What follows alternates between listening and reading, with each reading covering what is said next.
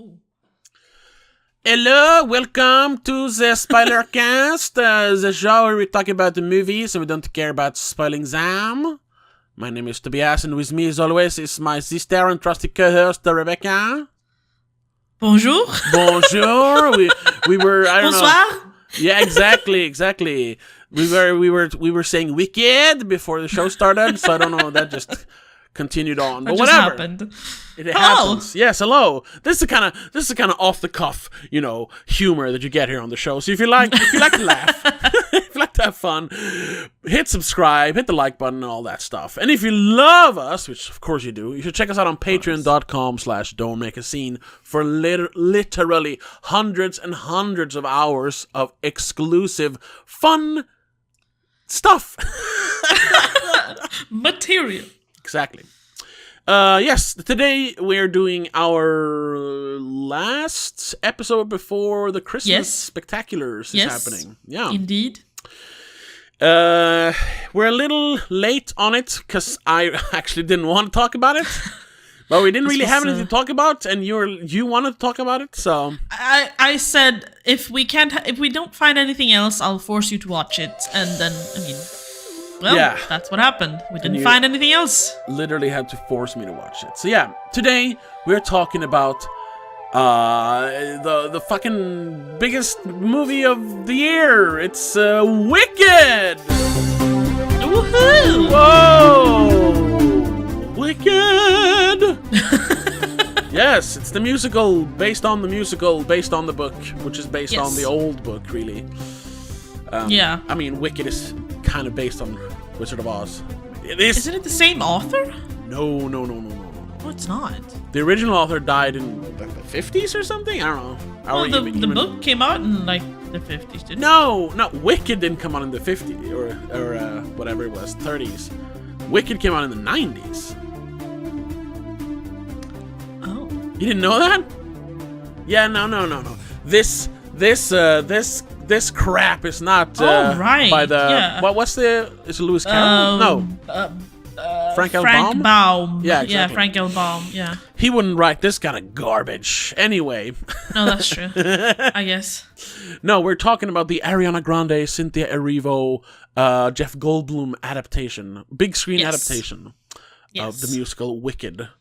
Originally starring the wickedly talented Adele Dazeem. And I'm kidding, it's Idina Menzel. I was about to say, I was like, wait. You don't remember that, Joe? Oh, right, that's from when John Travolta. He had a little brain fart on stage. Adele Dazeem. Anyway, and Kristen Chenoweth. Yes. But this time starring Ariana Grande and Cynthia Erivo as Galinda and Alphabet. Yeah. Directed by Stephen M. Chu, or just Stephen Chu.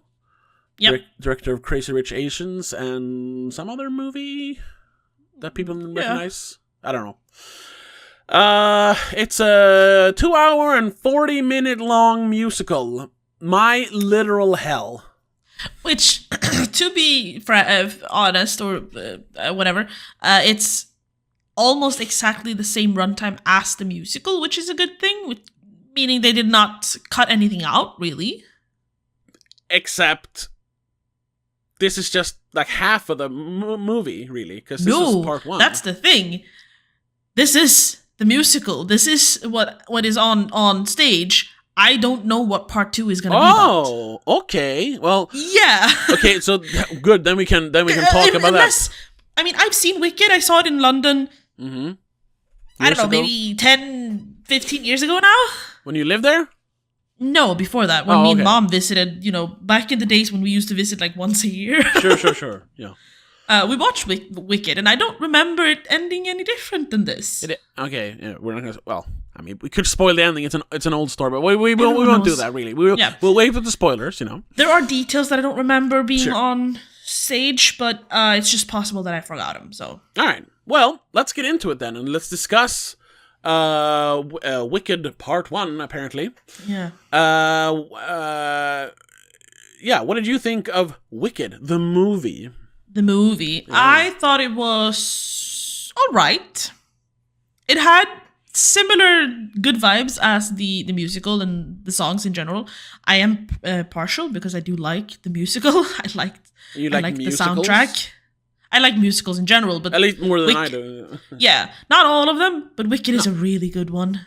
Okay. Like, there's no denying that, and especially the original cast and their singing is fantastic. Okay. Defying Gravity is iconic. You can't. I'll say this: I'd never heard it before. I didn't know anything about Wicked other than it's the origin story of the Wicked Witch of the West, yes, West. Yeah, the green lady. How have you never heard "Defying Gravity" by Idina Menzel, or how are you? Because I don't like musicals. We've talked about this before. So even if there's a super popular musical, especially if it's not a movie, if you have to watch it on stage, like no, I don't. I actively avoid them. It's been in so many other movies. It's mentioned so many other times. It's in TV shows and shit, and people sing it alone. Well, like Glee? I don't watch that either. That's true. Glee is one of them. No, I think I heard the song Justifying Gravity before I even saw the musical, before I ever even saw it anywhere. I think it just popped up on my YouTube at one point. All right. But that is also because maybe I have more of musical stuff on my YouTube algorithm. Exactly. So. I don't really have any musical stuff on my... Whatever. I have music stuff, but not musical. Sure, but not musical. By the way, Rachel, could you change your light to pink instead? I thought I have so much pink in the background. That's true. That's true. Because I could. The way the background is, I'm on the green side because I have a green shirt, and you're on the pink side. Yes, now it's even more pink. Yeah, perfect. Now it's aesthetically pleasing. You make it even more pink. Yeah, which if I'm gonna give this movie anything is that it's very pretty. Oh yeah, definitely, it's very pretty. I like that a lot of it was like real sets. Extended by CGI, like that. Yeah, definitely. No, but in general, it's a like the story. Sure, I like the story. It's a classic story. I do kind of feel like this was not a worthy adaptation, though. Really? Yes. Okay. It has a few things that bother me, and I don't know. It might also be some of the marketing around it that is just bothering me. We'll talk more about the marketing. The strange marketing of this movie. Yeah. But in general, I kind of liked it. It was pretty good. If I could see the musical in theater instead, like on stage, I would do that preferably. But this is a good alternative. Okay. How about you? What did you think? Well, I'm not gonna say it's the worst movie of the year.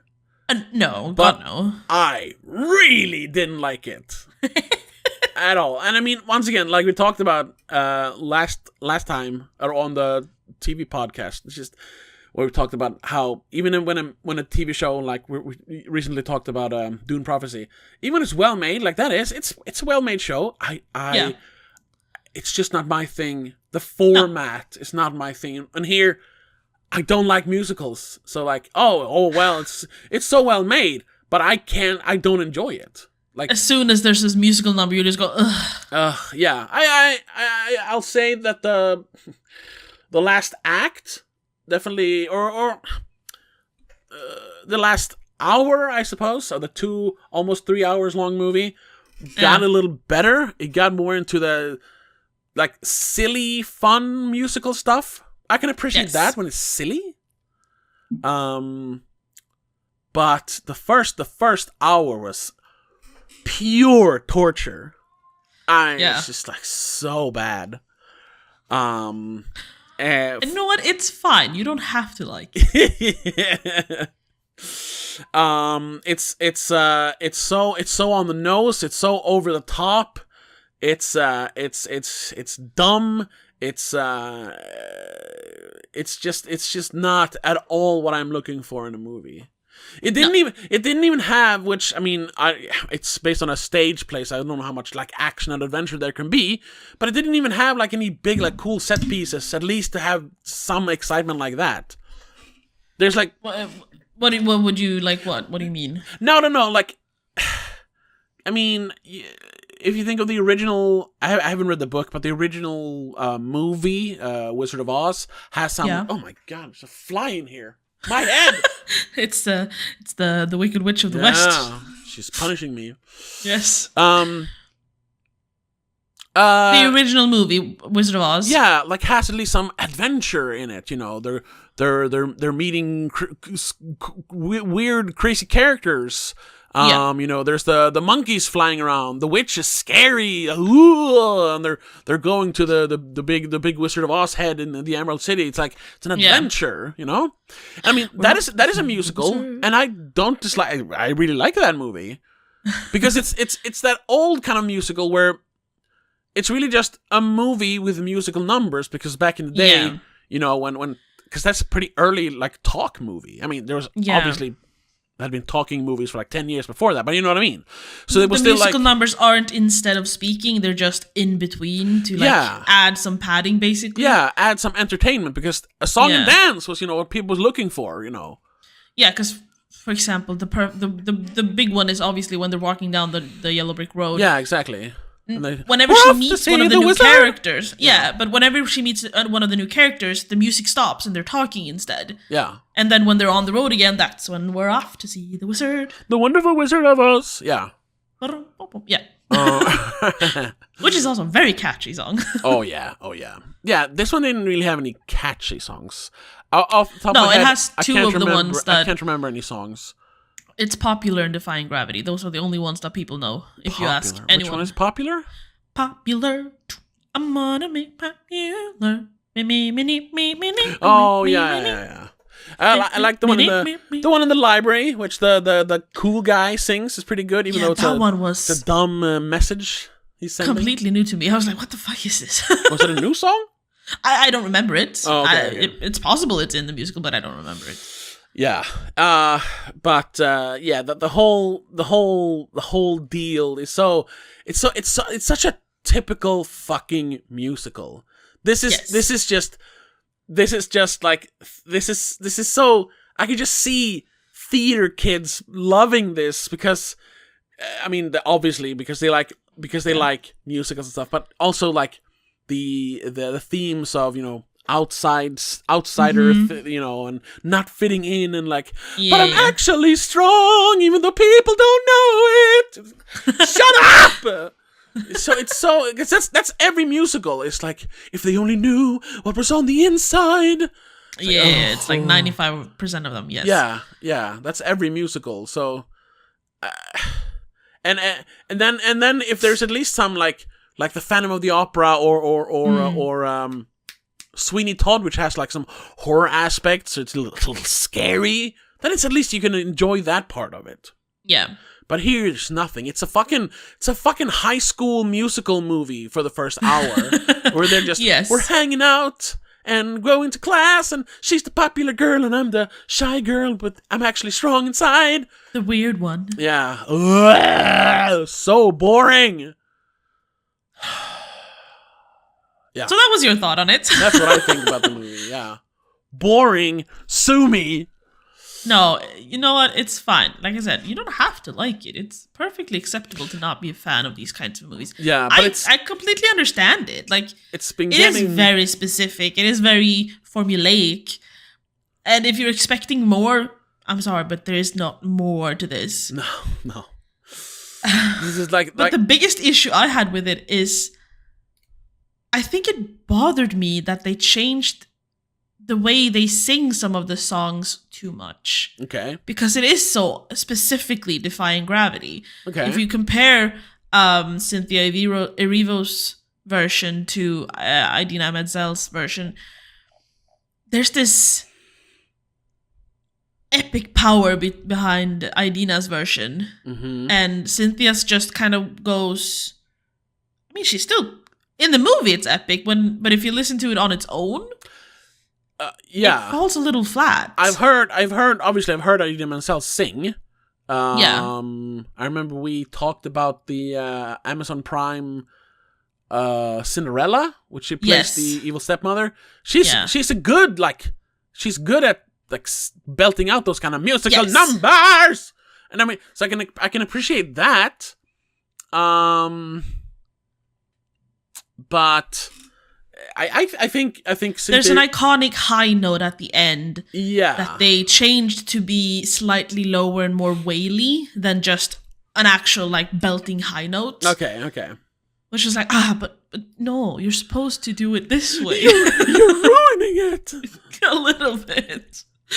And I don't doubt that Cynthia Erivo can do it. Like, she's a great singer. Oh yeah, I was gonna say, like, she has the best numbers in the movie, like singing wise. It's because it's her character. She's supposed to have the best numbers. And her voice is very strong. Yes, because she's a stage artist first, right? I think so. Isn't I this know like she's done other movies where she sings. Yeah. Where she's done soundtracks and stuff. Yeah. Harriet for one. I don't know. But I don't know what she did. I know she was recently in first. I don't know what her first thing was, but she's credited as an actress, singer, and songwriter. She has a Grammy and a Daytime Emmy, a Tony. Yeah. Like, she's definitely done some stuff. Yeah. But I don't know what she started off as. It's her that's singing. They haven't dubbed her. I guess they don't. They don't do that anymore, really. Really. She gained recognition for starring in the Broadway revival of The Color Purple from 2015 to 2017. Okay, yeah, and I think she was in the. She started off on Broadway. I guess the movie version they made recently, which was also musical, I think, or maybe I haven't actually watched that one yet. Maybe they were just. I was reading that, but maybe they were just talking about. The stage version. Either way. But her voice, I can't find it. Her voice reminded me of like a younger Beyonce. Sometimes it was very strong, pretty deep. Yeah. She has a pretty deep voice. Not the older Beyonce. It was very, very, very like breathy. When she sings. Have you listened to her latest album? No, I heard like one song from damn, it was bad. the Texas Hold'em or whatever it was called. Yeah, her quote unquote country album, like this. Yeah, I heard like one song from that, which is kind of catchy, but beyond that, I don't know. This is not country. I don't know. Yeah, that's not what we're talking about. So yeah, I liked her singing. Oh yeah. It's just that I obviously compared them.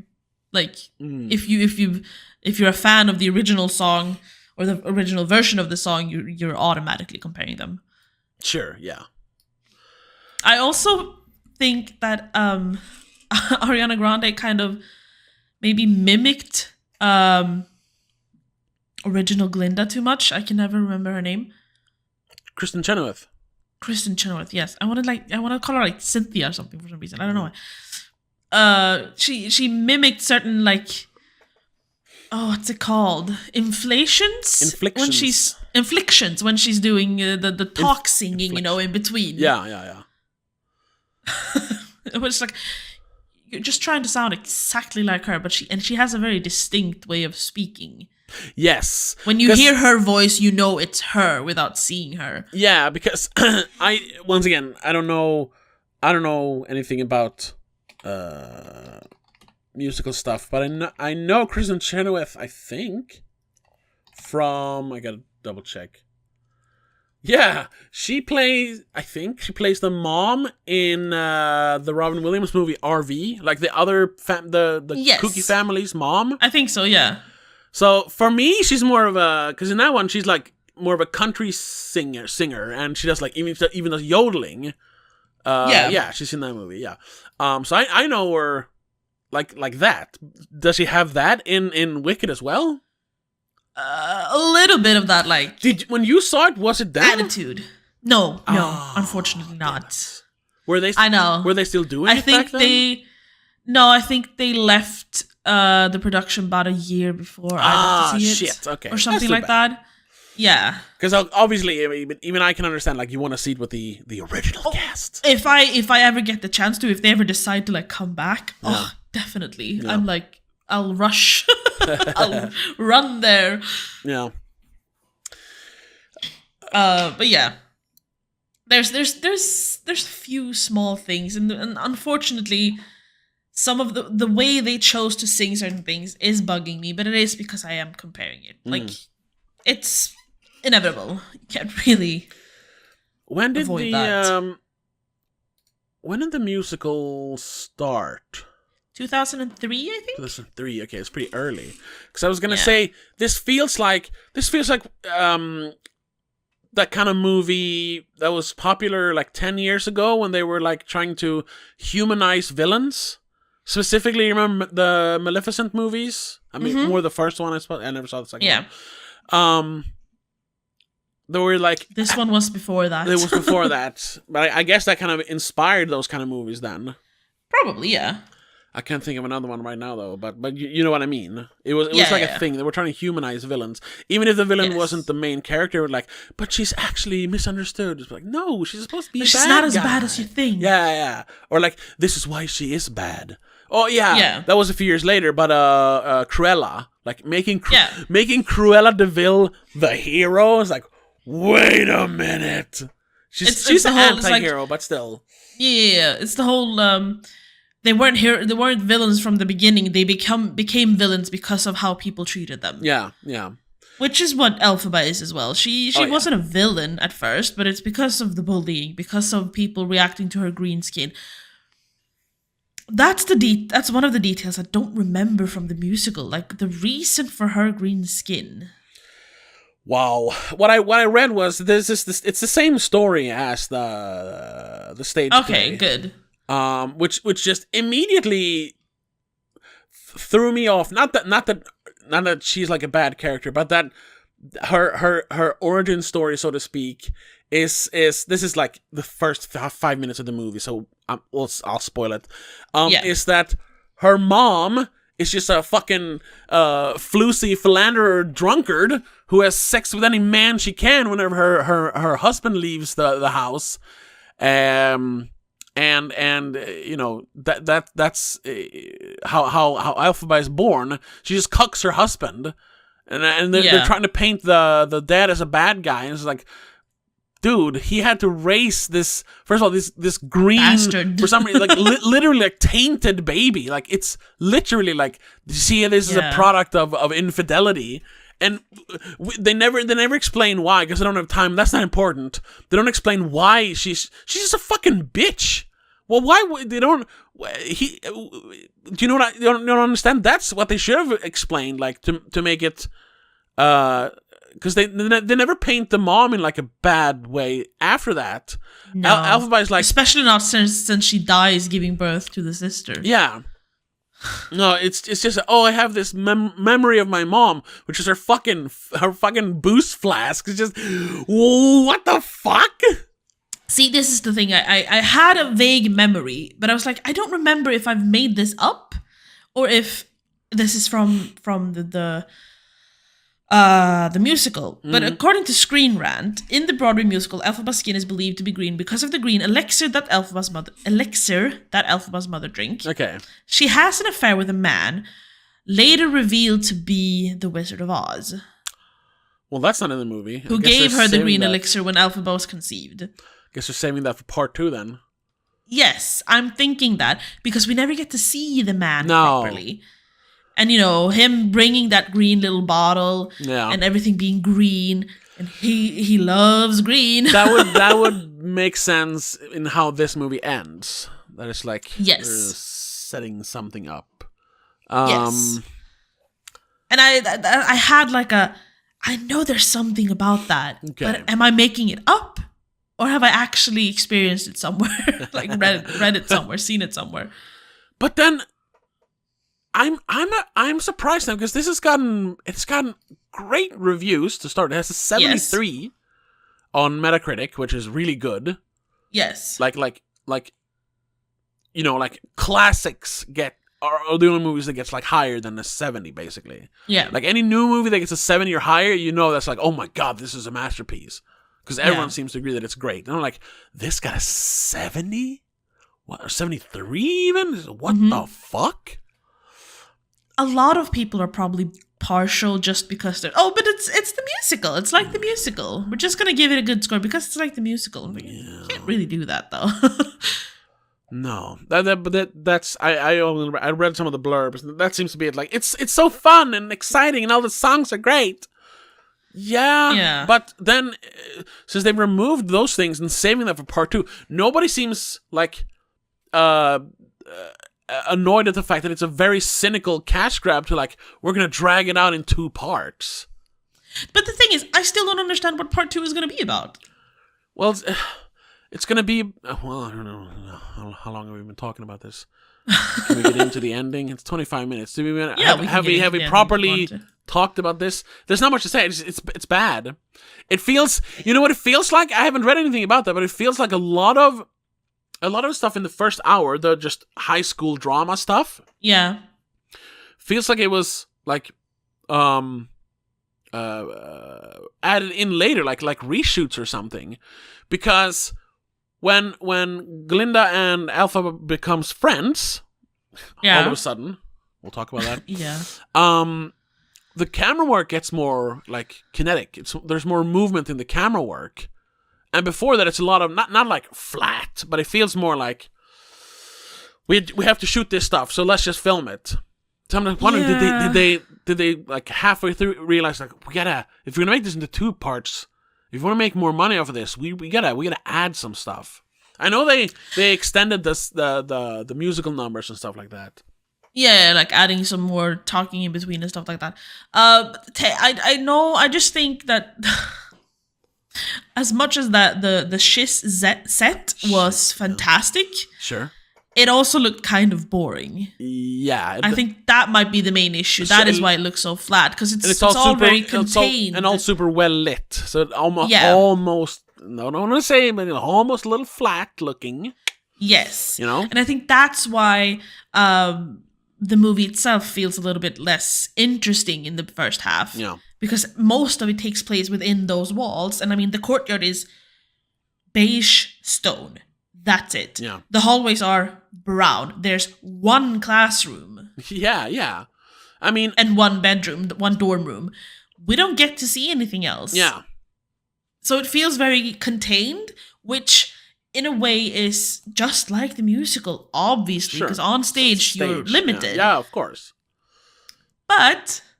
This is a movie. They're not on stage now. Yeah. It's unlimited. Yeah. Which is in the song, Unlimited. Yeah. Like, come on, work with it. You have the opportunity here.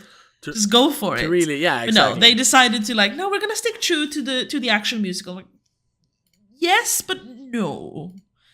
You could have at least, I don't know, moved some scenes or just made it look more interesting. It even has on Letterboxd, it has a 4.1. That is so high. Holy do we even dare to look at the reviews? The user reviews? But kind of funny. David Ehrlich, who is like a proper like film critic, who he always like writes like no, he actually did it short. He usually writes like long, like really intricate and usually like well written reviews. And then he says like read the rest on IndieWire. I think he mainly works for IndieWire. Yes, one sentence. Yeah, here is one sentence. He gave it 1.5 stars. Yeah. Okay, so maybe some critics gets it or doesn't get it, so to speak. But yeah, there's a lot of 5 stars, 4 stars. But I think though a lot of the really high scores are from fans of the musical. Like this has a built-in audience. I got the feeling, mainly I suppose from, it got a lot of shit on Twitter for the color grading of the movie, which we'll get into in a second. So my initial like reaction to the movie or what I read was that like, okay, people don't like it.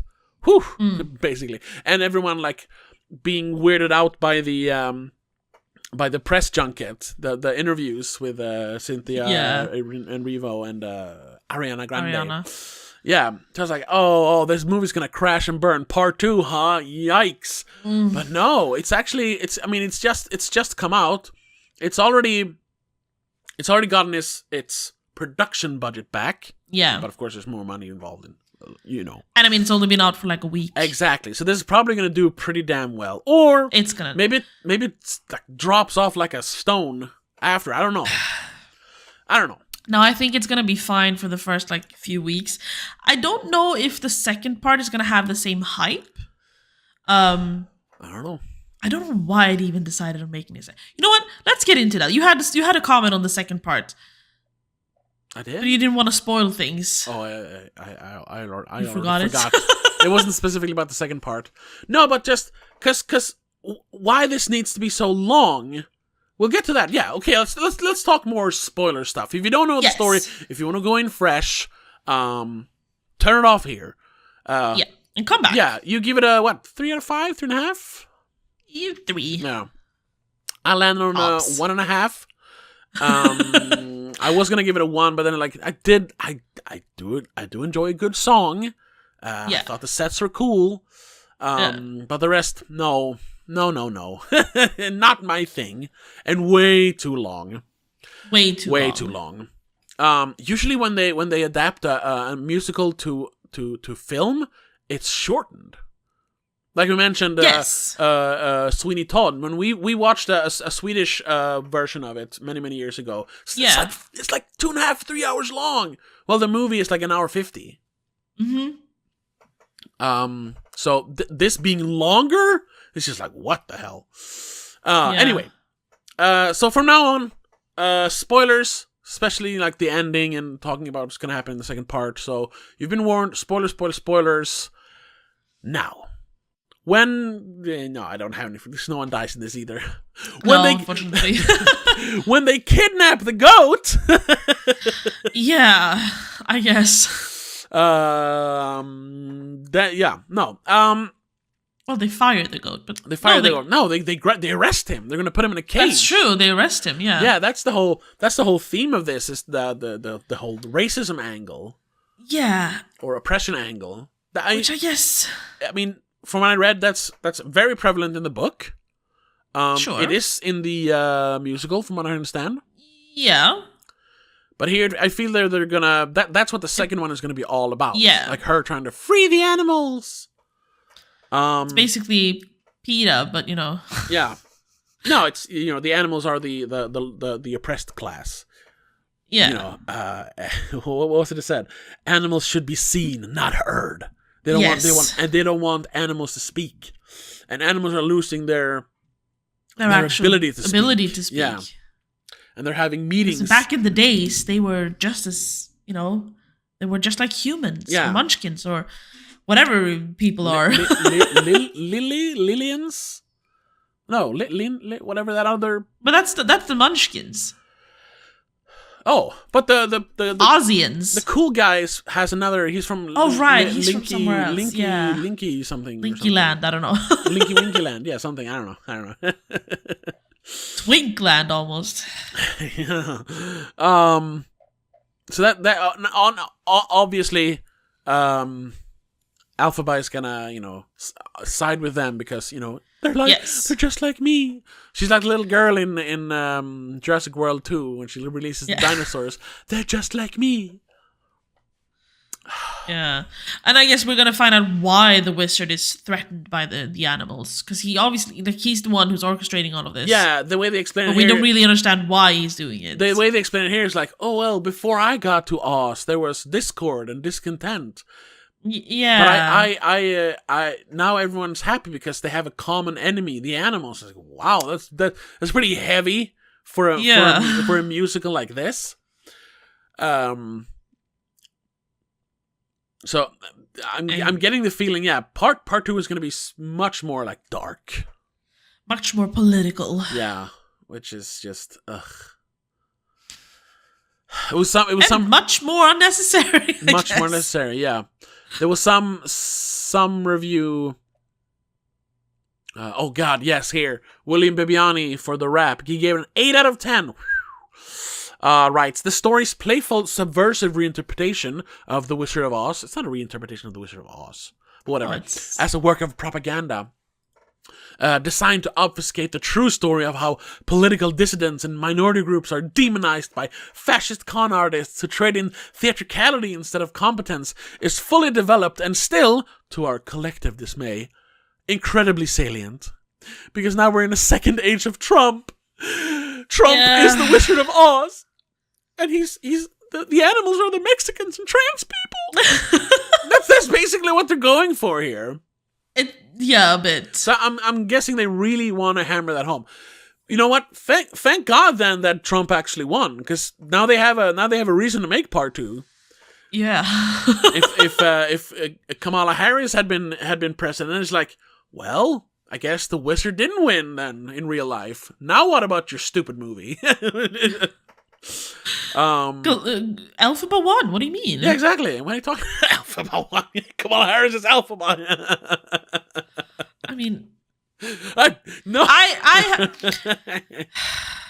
We can say whatever we want on this. Of podcast, course, right? we can say whatever we want. I am very curious if there was a point to picking a black actress to play Alphaba. I haven't heard. Or if they purely picked her for her singing talent and acting talent. I haven't heard them mentioning that, but I have seen people.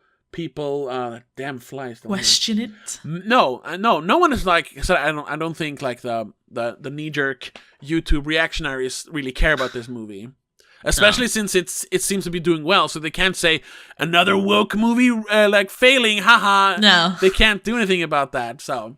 No, I haven't seen anything. No, someone mentioned like, oh my god, like casting Cynthia Erivo, a person of color, it's so on point. Like they should have done that from the beginning. It makes so much more sense. It's like, yeah, sure, like, whatever. Yeah, I don't know. It just felt kind of too on the nose to cast a person of color and then make them a person of actual color. You know. Yeah. Yeah, sure. And making that like half of her thing is that she is different from everyone else. She is an outcast. Yeah. Like a lot of black people would be like back in the days when they got to finally attend white high schools and shit. Yeah. But it kind of, I don't know. It at points it felt a little bit on the nose, but I still don't know if that was intentional or if I'm just over analyzing. Yeah. Don't worry. Possibly. Don't worry. I'm overanalyzing here. we have talked about this. We're not afraid of getting cancelled because we have been very upfront with our thoughts from the beginning. So if anyone's gonna when we blow up pretty soon, if anyone's gonna like, oh my god, they said this and this in 2019, it was like, yeah, we did. So we did. So I'm not saying anything bad about Cynthia Erivo. No, like she was great. She was the best part of the movie. Yeah, exactly. Definitely. I'm just curious if there was like a... If that was the reason. If there was a... Yeah, if there was a baktanke. What's the word I'm looking for? I'm not sure. If there was some DEI working behind the scenes. Yeah. The whole thing with the whatever it is. I don't remember what it is. If there was something behind the scenes. You know, if there was a point to it or like... Yeah. Because I know that Ariana Grande has for years and years expressed her dying wish basically to play Alphaba. Oh, okay. I know in a Wicked production. I read that she was a fan of the Wicked thing. But. I don't know how many years ago it was, but it was like a Disney special or something. Yeah, and she got to sing "Defying Gravity" as Alphaba. Alphaba songs, yeah. Like it's her biggest dream in life, and now she's playing Glinda. Yeah, well, obviously, Galinda. Literally, she fits the role better. Yes, that's true. She's like, that's. But I mean, dye your hair black and paint it green, and she could if she wanted to, I guess. No, but I mean, between the two. But her bubbly personality and shit. Yeah, exactly. It fits Glinda better. Yeah. Sure. Yeah. Well, let's talk a little bit about then what we think more what we touched upon it, but what part 2 is going to be about? Do you think part 2 is going to be more like what I'm looking for, like more action, more adventure? Yes, because I mean, it can't be them singing in the school courtyard again. There has to be. No, they're not going to be back at school. No, I mean Glinda might be for a little bit, but Alphaba won't be. It has to be. I'm like she's gonna gather the animals and have like a like Scar when he gathers the hyenas. yeah. To like riot against Mufasa. Be prepared. Yeah, something like that. They're gonna make her a proper villain, which Yeah, and she's gonna explain to the. But then she isn't the villain because she's fighting the good fight. They're gonna. I don't know.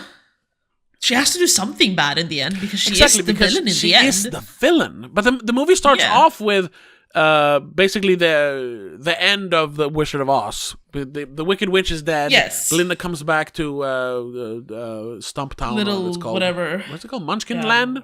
Munchkin Land Village. I don't know. And everyone's like, yeah, the witch is dead. Kill her. And she's like, ooh, and she starts, flashbacking. Like, but actually, she was my friend. She's like, and therein lies the big problem once again with humanizing villains. You can definitely humanize villains. Like, yes, like I think the Joker movies did it very well. Even Joker Folie à Deux, like expanded on that, even though it didn't work all the way. It was an interesting way to paint a villain. Yes. And do something more complex with a villain instead of just being mustache twirling evil. Yeah, pointing out that they're a product of the environment. Yeah. More than just bad to the core, rotten to the core is the expression, I guess. But there are some like classic movie or just like book villain, like classic pop culture villains that just shouldn't be humanized. No, they're just evil. Yeah, and the Wicked Witch of the West is one of them. It's like the original, in my opinion. Yes, she's just evil. Yeah, that's the point. She's the evil in the story. If there's something that's a little complex, it's the wizard in that he's like, oh, this almighty thing. Now, he's just a fraud. So it rests upon Judy Garland's shoulders. What's her name? What's the character? Shit. Oh God. What's her name? I forget her name. I don't know. Whatever. No. Alice in Wonderland. Judy Garland. Toto is the dog. Toto is the dog. Yeah. Whatever. That character to kind of like take up the reins and fight evil with her happiness and everything. Wait, I have to look up what her name is. She is Dorothy. Dorothy, right. God. And kind of funny because we mentioned two other like villains that have been humanized, Maleficent and Cruella de Vil, which is also two of the most evil villains in all of pop culture, and they have been, Maleficent she's just evil. She's shallow, vindictive, evil stuff, and she represents evil. Yeah, she's pure evil. There's nothing else to her, really. Yeah. So then to say like, oh, she's actually just misunderstood, like, no, you're ruining it. That's not the point of the character. Same thing with Cruella de Vil. She wants to murder puppies to make fancy clothes. She's the very like she embodies evil. Yeah. That's kind of like even though I kind of like Rob Zombie's Halloween movies. When they kind of paint Michael Myers as like, oh, he grew up in an abusive household and like he's a product of his environment. It's like, no, he represents evil. Yeah, that's why Dr. Loomis says when you look into his eyes, you see nothing but blackness. He is evil. Yeah, and the point of that story is to say that like evil is this thing that exists, it's not a person, it's an entity that infects. Yeah. Which is why, even though we didn't really like that movie, it has grown on me. The third Halloween Ends actually works in that way, how evil infects Haddonfield. And I mean it spreads and even like infects the whatever the kid is. The guy was. Yeah, the guy. It works in that way. Like that's sure. That's how you do a more complex version of an evil character. It can't just be, oh, they're actually misunderstood, and we're not gonna talk about how she kills people and takes over, and has mutant monkeys that fly around and terrorize people. Like, oh, they're actually misunderstood. No, you ruin it. Make up a new villain then that is misunderstood. Don't change an old classic villain. I have a vague remembrance from the original Wizard of Oz. I haven't seen that movie in so long though. No, I've seen it once, and it's many, many years ago. Yeah. Doesn't she accidentally land on someone else? She lands on the sister of the Wicked Witch. She lands on the Wicked Witch of the East. Something like that. Yeah.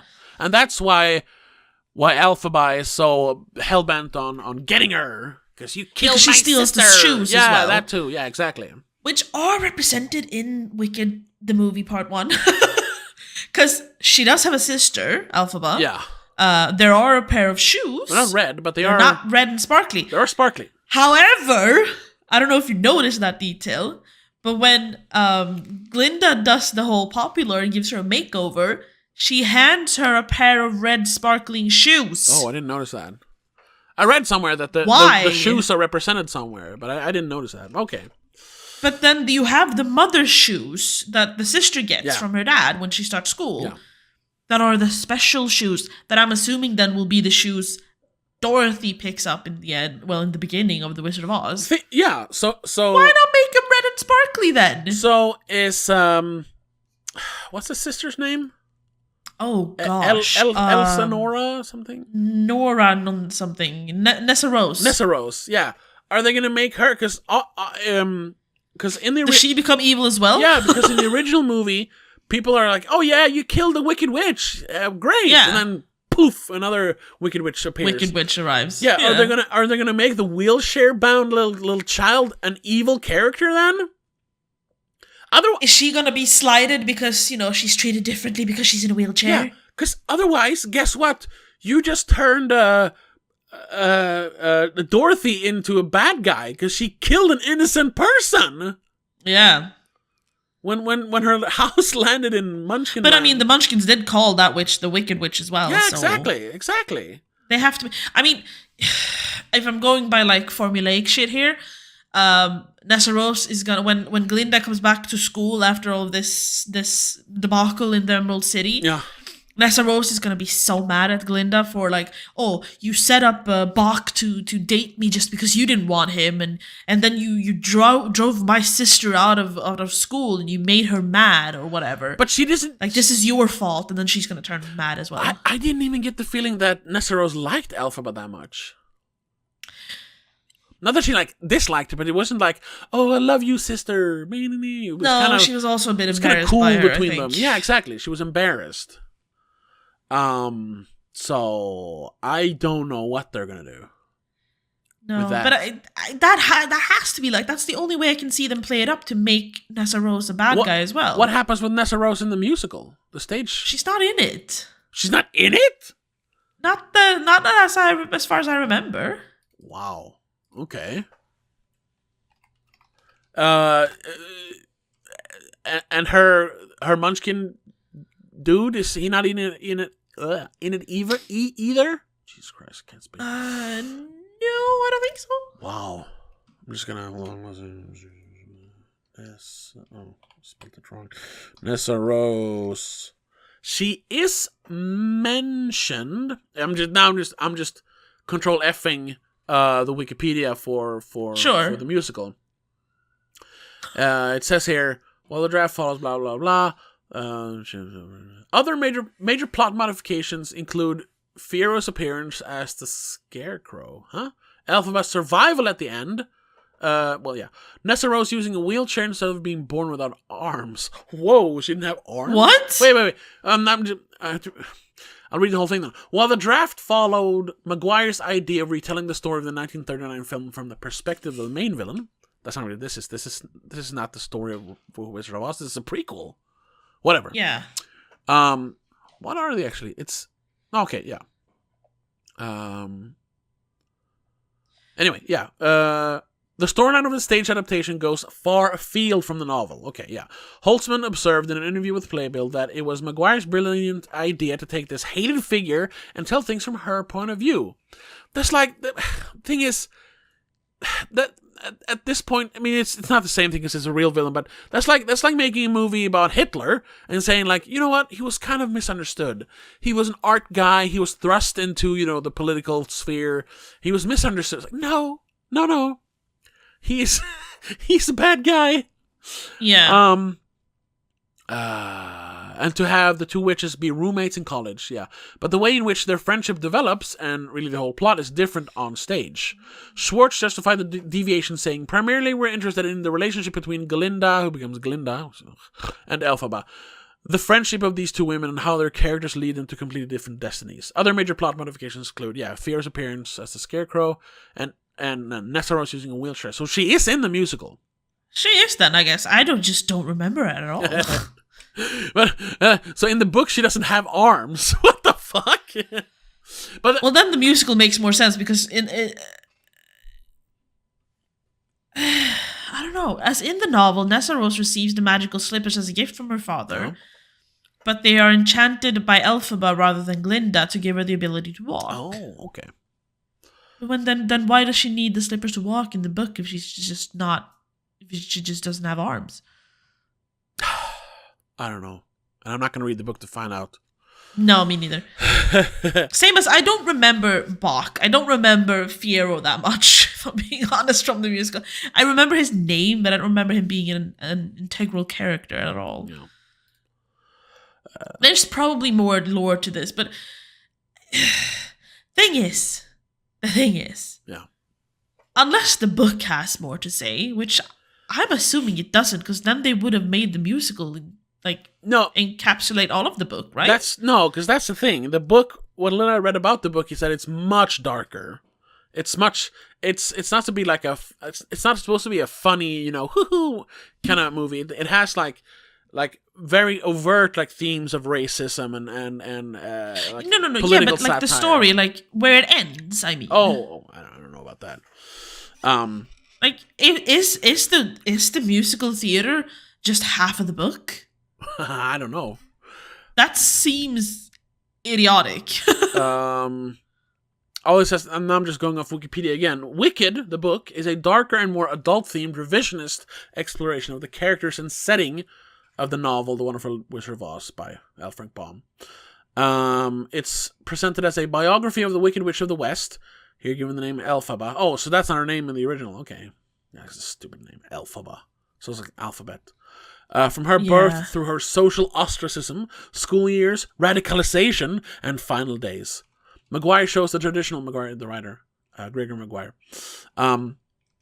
Maguire shows the traditional villainous character in a sympathetic light, using her journey to explore the problem of evil and the nature versus nurture debate, as well as themes of terrorism, propaganda, and existential purpose. In 2003 it was adapted to the Broadway musical Wicked. Oh, there's going to be a whole year before part 2 comes out? Damn. not that I care, but this is the end, because we have to wait until 2025. Yeah, but that's just a month away. But nope. Yeah. Well, no, but how often do they release the second part? That's true. They should. Within a year. Matrix 2 and 3 did that. There was 3 months between them. They came out in the same year, I think. That's true. Because they filmed them back But they to could back. film them simultaneously or back to back. Yeah. I want to see it, though, because the problem, when I explore the problem of evil, actually links to, problem of evil. It's the philosophical question of how to reconcile the existence of evil and suffering with an omnipotent, omnibenevolent, and omniscient God. There are currently differing definitions of these concepts. The best known representation of the problem is attributed to the Greek philosopher Epicurus. It was popularized by David Hume. All right, obviously you can. There's something to very, very, very, very few people are just evil, through and through evil. Sure, absolutely. I don't say no to that. No. But in real life, at least. In real life, yeah. But a story like The Wizard of Oz, or we had a more recent example of trying to humanize villains when they really shouldn't be, is the orcs in Rings of Power, especially in season 2, where they have families and they're kind of oh, you haven't seen that there's an orc family? No. I watched 4 episodes of the first season and then completely ignored everything else there has ever been released. Yeah. I saw a poster and gagged.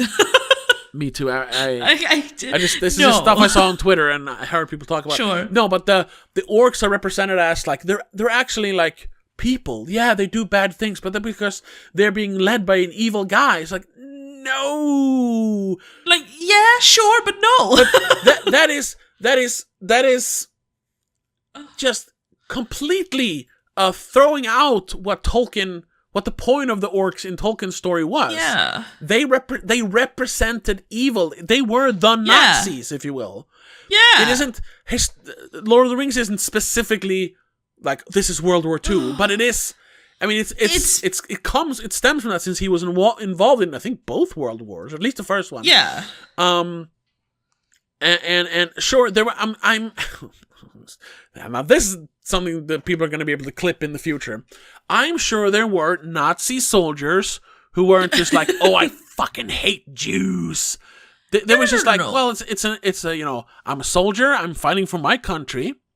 Yes. And you know, they were kind of like, you know, they had a very charismatic leader, and I was like, yeah. Yes. Yeah, it was the Jews' fault, you know.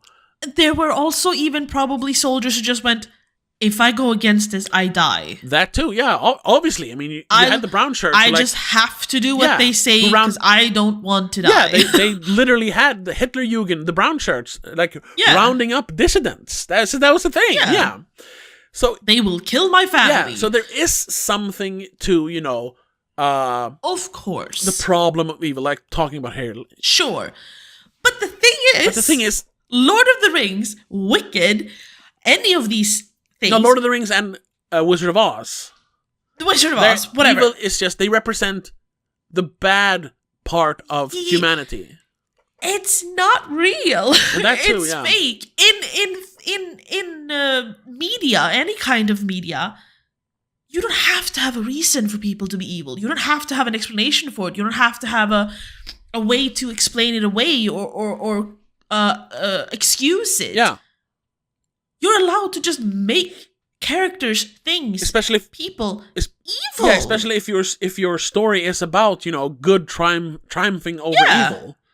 The evil doesn't have to have a point. It can just be evil. Yeah. Yeah, exactly. Like, why are we trying to make things deeper than they have to be? Yeah. Yeah, like, especially when it comes to something so simple as good versus evil. Yes, exactly. Once again, you can do that, but then make your own stuff. Don't rewrite what some other guy did. No. Jeez. Oh God, now I'm pissed. like I mentioned, I recently rewatched the Lord of the Rings movies with our parents. Actually, I started doing that now. I'm like almost done with the second one. Yeah.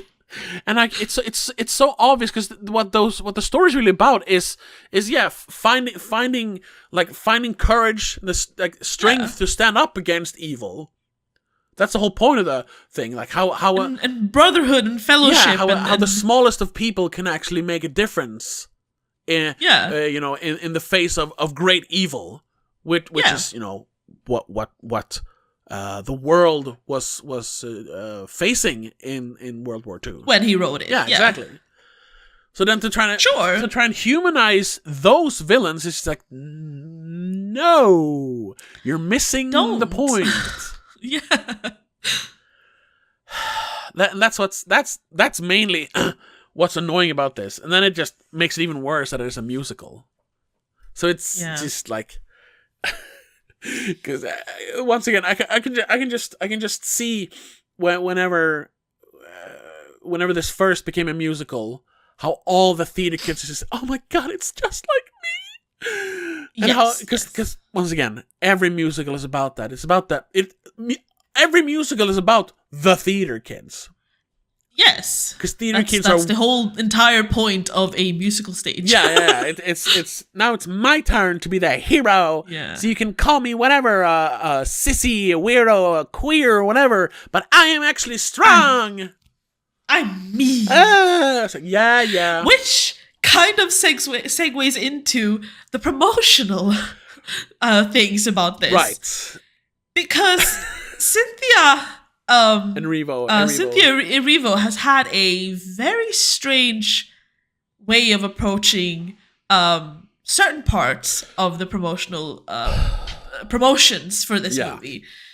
The first one that comes to mind is her absolute meltdown over a edit, a fan-made poster. Yeah. Yes, a fan-made edit of the poster, which all they did was change it to look more like the original drawing for the musical poster. Yeah, which is more like, ooh, moody, cool, And it's a little bit secret, because Elphaba is whispering into the ear of... No, Glinda is whispering into the ear of Elphaba, and you can't really tell what Elphaba thinks because you can't see her eyes. But yeah, because they're shadowed by her hat. Yeah, and you see that tiny little smirk. That's glint. It. So it's like, ooh, they got some inside. She's not evil, she's just a little wicked, which is fun. Yeah. You can be a little wicked. That's, ooh. And it's like Glinda is making her wicked. Something like that, she's yeah, whispering exactly. into her ear. And the poster was, you clearly see Cynthia Erivo's face. Yeah. Because obviously they want to have their stars on the poster. I get that. Sure, and that's why Ariana's hand is further down so she doesn't cover as much of her face as well. I get it. Yeah.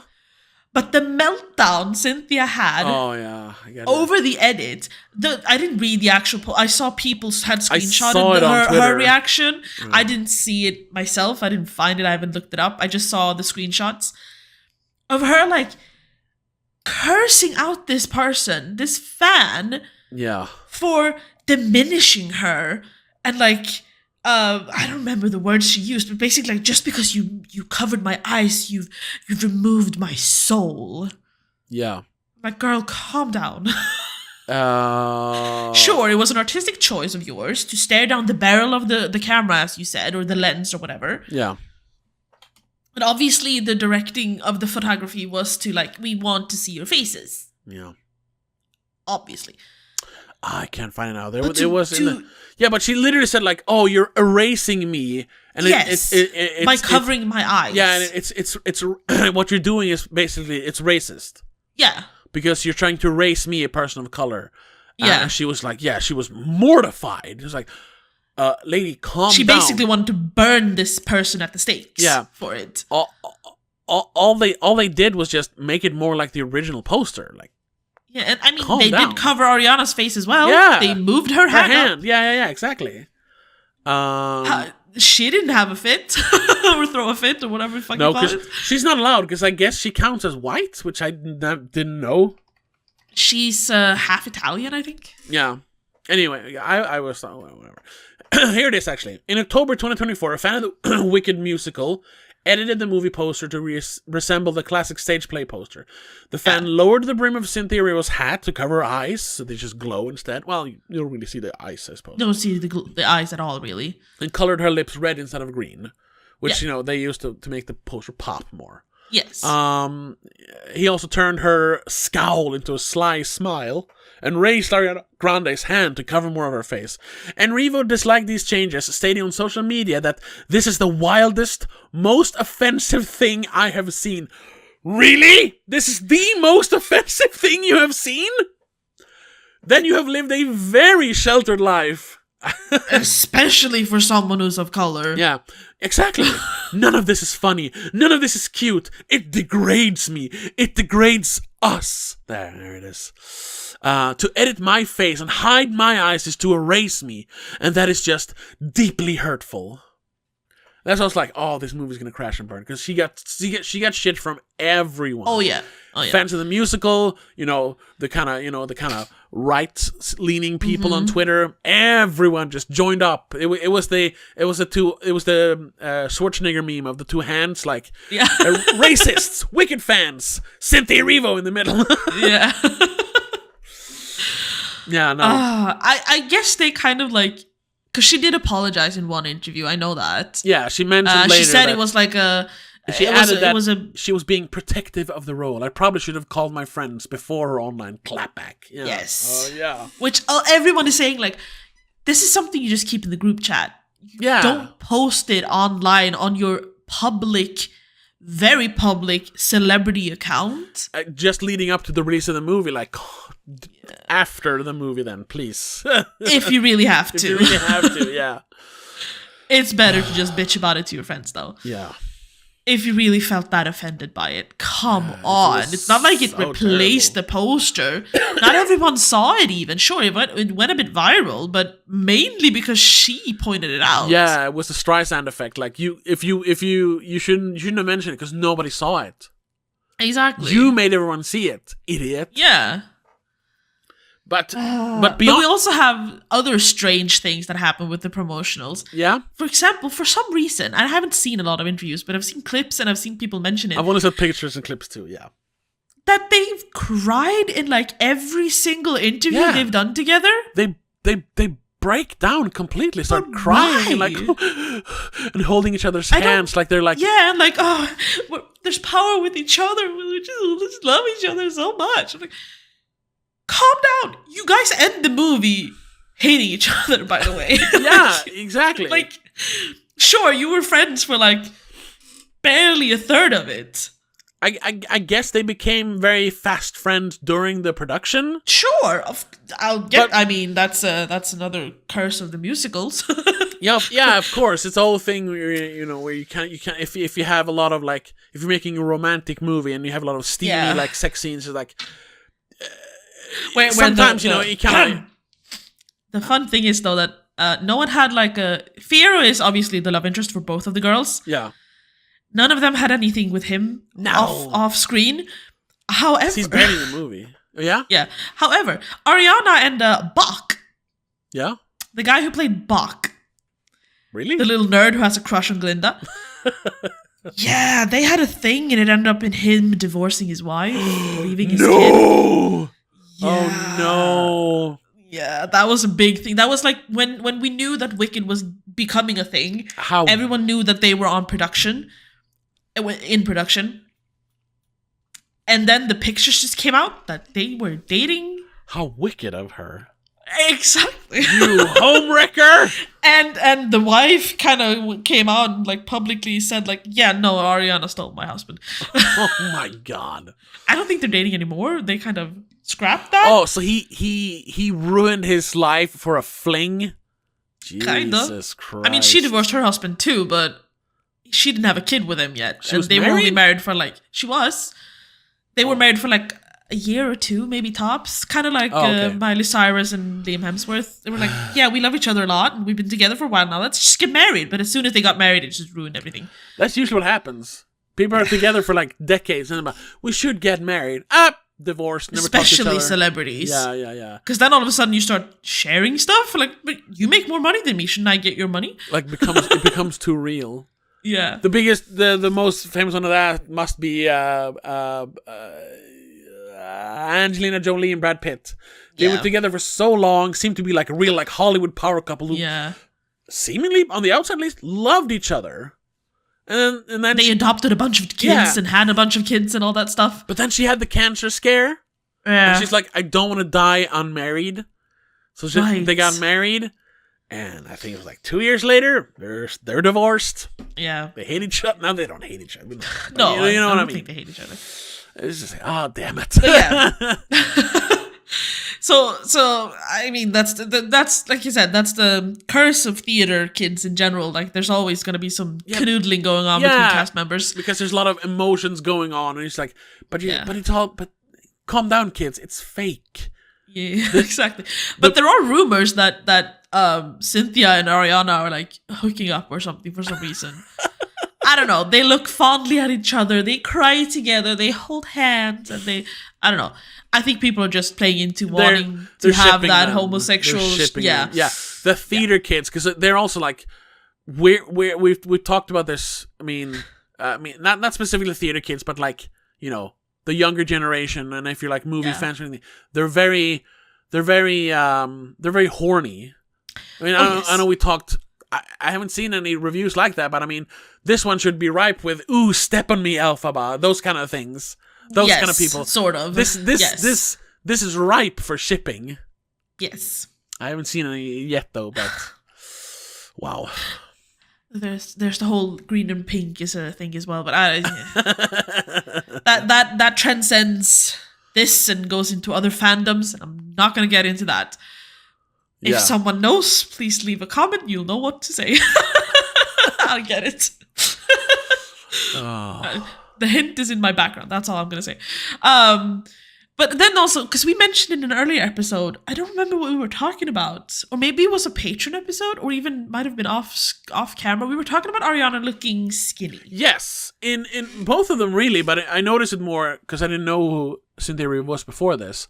It's way more obvious with Ariana. Yeah, but even looking at, maybe it's because she's like bald in real life, but looking at Cynthia Erivo in the movie and looking at her in interviews now, she looks sickly. Everyone's saying that both of them look even skinnier now when they're promoting the movie than they did when recording the movie. Yeah, exactly. The movie. Like they both look like they have what's it called? The eating disorder. What's it called? Which one I was about to say? Not bulimia, the other one. Yeah, the other whatever, one. Bulimia. Yeah, they look bulimic. They look bulimic. Yeah, where their face is all sunken in, and obviously they're very, they're. Or the popular assumption is that they're Ozempic. Yeah, but I mean, Ariana Grande was skinny before. She does not need Ozempic. Yes. No. But yeah, and also the fact that I guess you mentioned this, that was off air, that she usually used to play up her Mediterranean side, like use a lot of tanner and like Yeah. Because I remember she was recently on SNL, or like some months ago or weeks ago, I don't know. And that's the first time I saw it. She looks so like sickly pale, and she does in this movie as well. She's very pale, especially with the blonde hair. Yeah, it's like she doesn't look. She's healthy. Very washed out. Yeah. And I shouldn't, parts of it. I shouldn't talk about being healthy, but goddamn. Yeah, parts of it's like, is she supposed to be that to contrast Cynthia on like interviews, to have more of that, pink and green clashing kind of thing? Like, sure, the blonde hair definitely helps with that, but I don't know if the skinniness is any good. No, and you see it in the movie as well. She's so skinny. Yeah, she's very thin. And she has always been a kind of a thin person. Yeah, she's always been petite. I mean, that's part of her. She's tiny. Hello. Well, I guess that one was this is good casting, though. They made sure that they casted two people who are not too tall. Yeah. Both of them are very short. Yeah. And I know, because that would have been funny if Alpha was like, and I know twice her size. We talked about that earlier in the year, and we talked about another musical. I mean, I can't believe it was in 2 musicals this year. Mean Girls, yeah. How my type is definitely more petite, because I'm sure. I'm of an old I'm millennial, so like heroin chic was all the rage when I was looking for people. when you started realizing what you found attractive. Yeah, well, now we have a more natural. Yeah, natural, fuller whatever. body. Exactly. But so Ariana Grande, I don't like her music, but I've always I never looked away whenever she was on TV, No. But even here, she's like, "Are you okay? Like, does someone need to give her a milkshake?" Or she looks ill. See, the combination of them both being very skinny and then also being very emotional whenever they're doing interviews are making people worried about them. Are they okay? Was there something going on the set? Yeah. What is happening? What happened to them? Why are you crying all the time? Why are you crying and starving yourselves? What's going on? Do you need help? Should we send twice? Someone? Yeah, exactly. Honestly. Can we do a welfare check on them, please? Contact their agencies. Something is going on. So yeah, it's a bit much. If it could also just be the stress of it all, obviously, especially for celebrities. That's a common reason for celebrities to lose weight, that they get worked out. Basically, they're burnt out. That's the word. But I mean, they finished filming this a while ago. Mm-hmm. They had some downtime between having to promote this. Yeah, because they were in production in 2022, I think. Yeah, I think so. So I feel like, who knows? Maybe they're filming part 2. I don't know. Maybe that's if it's coming out in a year, they would have to. Yeah, maybe. But in my opinion, they should almost be done by now, though. Yeah. I don't know though. It's I don't know. I don't like it. no, it's very, very weird. And then on top of that, it's just been weird promoting in general. They've like, did you hear about the Barbie doll mishap? No. Because they released Barbie dolls, obviously, or some kind of Barbie doll, and on the bottom of those packages, there's usually there's warning labels and there's like websites and stuff to promote the movie specifically. I mean, Barbie has his own website, so you get the Barbie website. Yeah. Unfortunately, they put the wrong URL. Yeah. To like was it like porn or something? Yes. Oh, Jesus. It was just wicked.com, apparently. And the official website is wickedmovie.com. What is it? Are you going to look up wicked.com now? Wicked.com. Let's see what that is. Let's see what they made the children look at. Yeah, it's porn. Yeah. Well, no. It is porn, but everything on it. I mean, I'm just looking at like pictures. They're all fully clad though. There's no full frontal nudity. But on the first page, but still exactly on the first page. If kids are gonna accidentally click in on it, that's maybe not the good thing. Luckily, I don't think a lot of the children who buy the dolls are gonna be like, oh, let's check out the website. And they did realize it pretty quickly. But I heard that they did sell some of them, of course, and they're going like as collector's items now. with the wrong website on them. Yeah. Oh. Now you have to pay. You can't even see like a teaser. Damn it.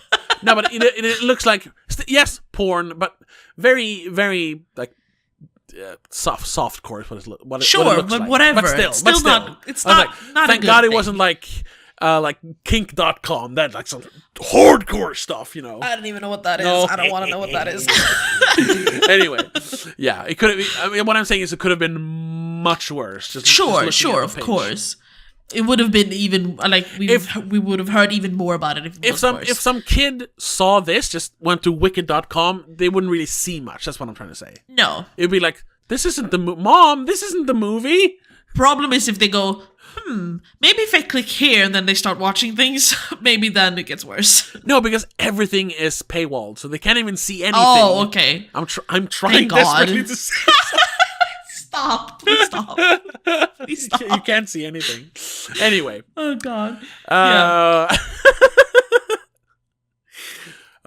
Let's see what kind of movies there's. God damn it, I can't even see the titles of the movies. What the fuck? You know what? Get off that website, please. Sorry. Other things I've seen that have been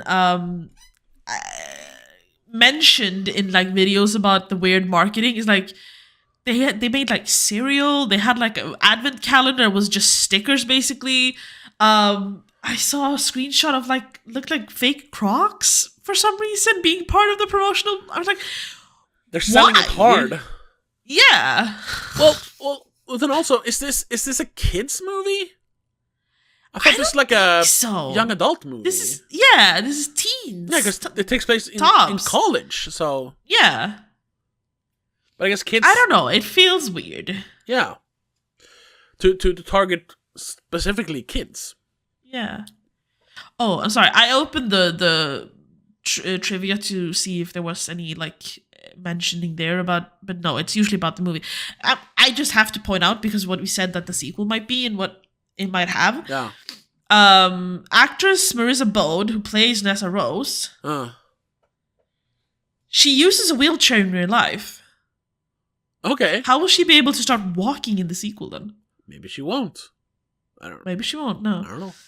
Or they... Oh! Wow, okay. There is a... I mentioned before that David Ehrlich usually writes long, well-written reviews. Yeah. He has a long... Not review, he says. So he has two reviews. Okay. One is super long. But he says, the first line is, "This isn't a review of Wicked, which I might have hated. It is a really long whatever about why I didn't review Wicked and the value of hating a piece of commercial entertainment." Okay. At the time when animus seems like the most effective messaging we have. Okay. What? Okay. I'd like to read this whole thing, but it's like No, it's a book. Anyway, yeah. Where were we? No, it's just weird marketing. Things. Yeah. They went too hard on it, I think, and I don't know why. It seems to have paid off though, since so far it's done well. Even though it's very early, it's a little too early to tell. But I mean, usually nowadays, a movie lives and dies by its opening weekend. So. Yeah. But this movie has been so anticipated, and like the star power alone is selling it. I don't think you need to make cereal. No. That's very, very old school. Like sell merch. We don't really do merch or toys anymore because kids don't play with toys. Like merch is t-shirts then. Yeah, sure, yeah. But that's it. T-shirts and maybe a little, I don't know, what's it called, like a fan or something. I don't know. Yeah. And that's all on the website. Like, or you go to like Hot Topic and buy the off-brand version. Yeah. But I don't see the point in this kind of movie having cereal or a fucking advent calendar with just paper and stickers. Yeah. Well, you probably pay too much for as well. Like we said though, the theater kids, they want to show like, I love Wicked. I bought all the merch. Sure, and yes, go ahead, every theater kid talks like that. Sorry. That's not saying that they're all gay or anything, or that gay people talk like that. That's just how theater kids talk. They talk like this. That's theater kids. That has nothing to do with anything else. I'm not saying every gay kid is a theater kid, but every theater kid is a gay kid. No. I'm kidding. One other thing I want to talk about, though, there was also like pointing to this kind of crashing and burning, was the whole debate around the movie being color graded like a Marvel movie, like everything looking like drab and washed out. Yeah. Now, we didn't watch this in a regular fashion, so to speak. But, I mean, we saw a theatrical release of the movie. Yes. And I gotta say, like, the colors were popping. Yeah. The colors were, like, it was really saturated, I thought. Yeah. I don't have an issue with that. No, not at all. And I'm just wondering, a couple of scenes where the set just wasn't as colorful. Yeah, towards the end, but it was dark. When they're up in the tower, it's dark. Yeah. It's supposed to be dark. Like, the one where she, where Elphaba runs out of Shiz and out into the field and onto the cliff. Like, sure, but it's just a field of wheat. Like, yeah, but it didn't feel like they, like, sucked the color out of the picture. It was still vibrant. It just yellows. looked like a field of wheat. Yeah, I don't understand that. And I'm just wondering, but people have obviously seen it in theaters, and theater screens are usually very well calibrated. But I'm just saying, I have a very well calibrated TV. Maybe that's why. But then they just had shitty movie theaters, I guess. Yeah, because I just did not see. Like, I don't even have well-calibrated screens, and I thought it was fine. Yeah. Yeah, like, I was going to ask you, did it look bad when you watched it? No.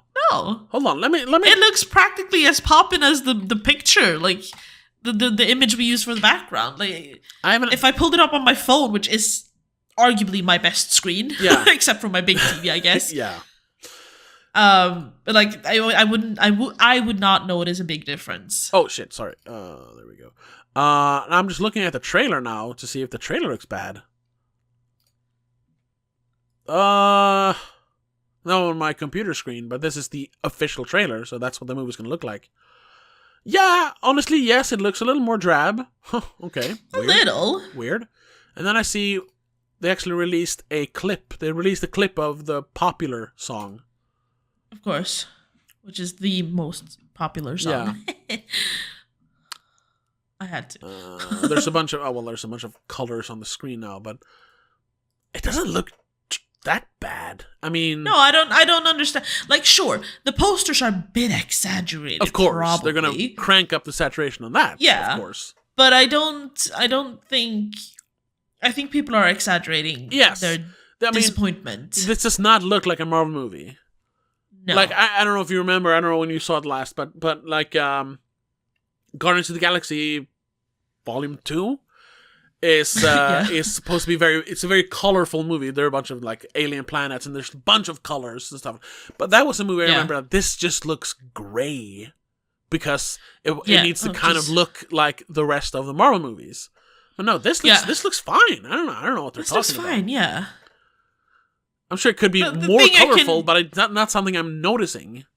No. The only thing I can say then is, like I said, it is if they're comparing it to the poster, which is overexposed when it comes to the colors. Yeah, exactly. Oversaturated, yeah. Like, there's a little bit too much. But that's because they want that visual effect, which you do for a poster. You're supposed to do that. You're supposed to exaggerate it. Yeah, here's another clip from the official YouTube page, Wicked Movie. It's some song number. I don't have the sound on. This looks fine. It looks very colorful. And this takes place, it's when they're sleeping or singing in their beds. And all the lights are on. Oh, yeah. I think it's before the popular song. I don't know. It is. It looks fine because it's the pink one where it's fine. Exactly. Yeah. There's no issue. I don't see the issue. No, not at all. Huh? Weird. No. Weird. Anyway, anywho, so I don't have much more to say about this. Yeah, if I'm being honest, I can't hate them for that. But I in general though didn't like just not your kind of movie. Not at all. No. It is. No, I get it. Let's see. Oh, did I put it on my list? No, I didn't. Yeah, but it's a 1.5. So it's like I haven't rated it yet. It's the bottom 10 for me. I think it's one of the worst movies I've seen this year. It's definitely not top 10 for me. It's middle ground, lower middle ground. Yeah, it's because it just doesn't add up or match up. What's the word I'm looking for? Keep up with the theatrical, the musical theater version. No, yeah. Yeah, it's in the same. For me, it's in the same league of like The Watchers and Alien Romulus. Like, it's bad. It's not. Yikes! It's not The Crow or Imaginary bad, but it's just above that. Just above that, yeah. It's not that bad for me, but no, I get it. Like, I get it. I can't blame you. I haven't put it on my list yet, but it'll probably end up in between Alien Romulus, Wicked, and then The Pool Man, which is just an awful movie. Honestly, I'm gonna put it this way: this is not gonna be mentioned. Neither as a good or a bad one in the spoiler reports this end of the year or the beginning of next year. Firmly in the forgettable territory. Yes. Which once again, it feels so weird to say because it's such a big production. But now, I won't remember this. Doesn't have to hit home for everyone. In T-minus 24 hours, I'm just gonna be Wicked, huh? Oh, right. Green and pink. That's all I know. Yeah, exactly. I'm gonna forever associate those colors with that. No, not forever. No. Like I said, there are other green and pink combos that come to mind. Wow, this is though. Like, once again, I haven't rated Poor Things because I never finished it, so that is dead last on my list. It probably wouldn't be if I finished it, but so like dead last is Red One for me. That's the worst movie I've seen this year. Then we have Strangers Chapter 1. Wow, that movie sucked. You watched that? Oh yeah, I watched it finally. I was like, I have to watch it, and it is absolutely terrible.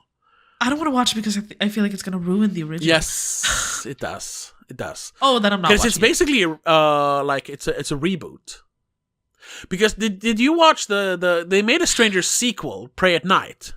Yeah, no, I didn't watch that either. Well, spoil. The original is the one and only for me. Okay, so then I'm going to spoil Pray at Night for you, because whatever. They kill off the villains in that movie. No. Yes, they do. You can't do that. Yes. I mean, sure, they're just human, but like why? Once again, that's not the point. They represent something bigger. They're not just human. Sure. Sure, but like, why? Yeah, so that movie ends with them like, oh, we're fine now. It's like a brother and sister left in the end. And they're in the hospital. But because of the terror they went through, they'll never feel safe again. Whenever they hear someone knocking, whenever a door opens, they're like, oh my god, is it them? Like, just say that evil never leaves you, after what happened. Sure. But I was like, sure. After what? Because I watched that in preparation to watch Chapter 1, because I never watched the sequel. I should watch that. So now I was like, what is chapter 1 gonna be about then? I was like, oh, this is just it's chapter 1 is the prequel, I guess. I guess, but it takes place now because they have like smartphones and stuff. So it's like, this is just a reboot then? Okay, that's a mistake they did in some other movie. I just can't remember which one it was now, where it's like supposed to take place in like 2003 or whatever. No. But they have like an iPhone 15. I'm like, dude, hello. That's not how it works. The iPhone wasn't even a thing yet.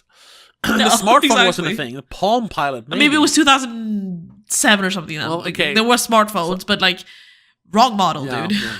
Wrong model. Speaking of goofs, now I might have, I'm not sure, but I'm pretty sure that in one scene, I don't know if they actually painted Cynthia Erivo or if it's like digital paint on her. Her face is painted. Her hands are painted. Okay. Depending on her outfit, certain body parts are painted. It's actually like body paint. As far as I know, yes. That's what I've heard. Well, once again, I'm not sure, because you can't rewind a movie in the cinema. I think they missed her hand in one scene. When she's walking with sorceress, whatever, Madam whatever. Yeah. It's pretty early on where she's like, I'm gonna teach you to be a witch or whatever. I'm gonna teach you magic. She's walking down some sort of stairs down into her like room or something. Yeah. And she's holding what is that actress's name? Michelle Yeoh. Yeah. Yeah. She's holding her hand, and the hand she's holding Michelle Yeoh in, that hand is brown, like her skin color. I'm pretty sure. Oh. I didn't notice it, so. I was like, I'm not sure, but it looks like her hand is not green. It's for like half a second. And then later in that scene, no, she has green paint all over her. But I was just like, what the fuck? Yeah, okay. I don't know. Maybe. I guess we'll have to see whenever it comes out on digital. We can look at it more properly. I can. Yeah, sure. Other than that, no, I didn't notice. Notice it. So I don't know. That was only big goof. I noticed. Another thing, though, but I guess it also is because this is part 1 of 2. Like, why would you put Bowen Yang, who's like a fairly well-known guy? He's a comedian and he's an SNL guy. Why would you put him in the role of whatever it is, the one of the friend? Is he? Yeah. Is he Fanny? Fanny. He's Fanny. Yeah. Yeah, it's pronounced Fanny. I know. Why would you he's barely in the movie? Why would you put a known star in that role? Yeah, he's basically in the background. I know he's like a musical fan. Of course he is, because Sure. But maybe it's just like one of those things like, I want to be in Wicked. It's like, okay, he's friends with the director maybe or whatever, because I think he's been in other things that John Chu made. But why not make his character more of a character then? See, I thought that about I think she was like a headmistress or something. Miss Coodle, mm-hmm. The one who introduced everything when they came to Shiz, and who's like, yeah. Now, children, don't be alarmed when the police come in and arrest Professor Dillamond? Goat? Dillamond something, yeah. Because she's the bearded lady from Greatest Showman, for example. Yeah, and I think I've seen her in other things. She's a known actress. Yeah, no, she's done... Yeah, and she's a great singer. Did she even have a musical number in this? I don't think so. Why put her in it if you're not going to utilize her? I don't know. So many things is wrong with this. Again, a lot of people are probably just jumping at the opportunity to just be in the movie because it is Wicked. But I don't know. Huh. As much as I like Michelle Yeoh, I don't know if she did a great job when she had to sing. No. The songs were pre-recorded though. It wasn't a Les Miserables situation where they were singing on set. You could hear that. No. Yeah. Also, when we watched, how do I say this? There was some editing done, I suppose. Yes. Yeah, that's all I'm gonna say. That's all I'm saying.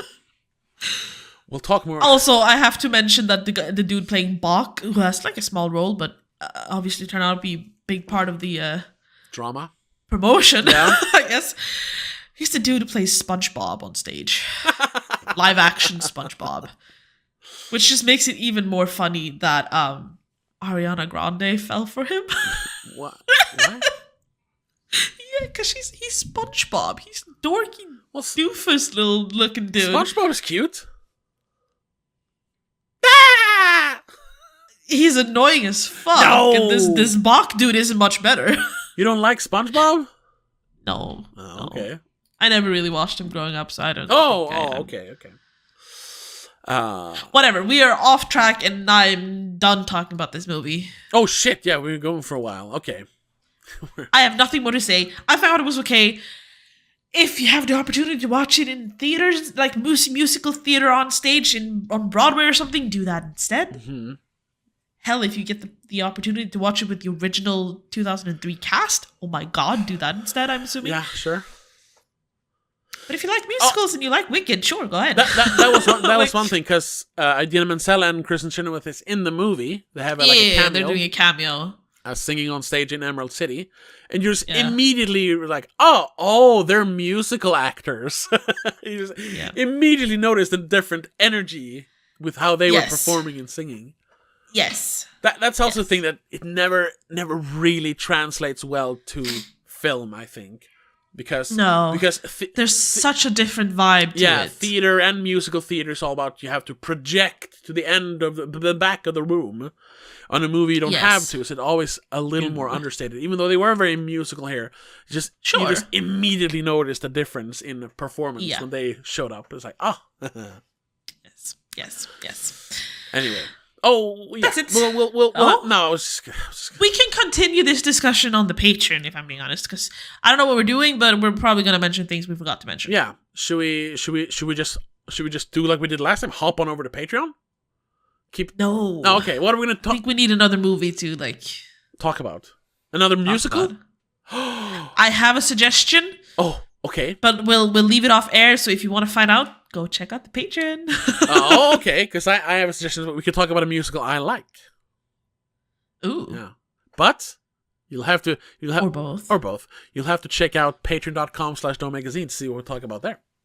To find out what musical do you actually like? Yeah. What the hell? Which is not just there's a musical you like. Not just my. I don't know if you should know which one it is, because it's not just my all-time favorite musical. It is one of my all-time favorite movies. Yeah. I am drawing an actual blank. I'm very curious now. It's honestly a movie I could talk about right now because I know the whole thing from. Oh wait, I know which one it is. I think I even know most of the lyrics off the top of my head. Still by heart. Yeah, I think so. But you know what? We'll save that for the Patreon. So if you want to know, check us out on patreon.com/domagazine. But other than that, comment. Are we wrong? Is this actually the best movie of the year? Was this a great adaptation?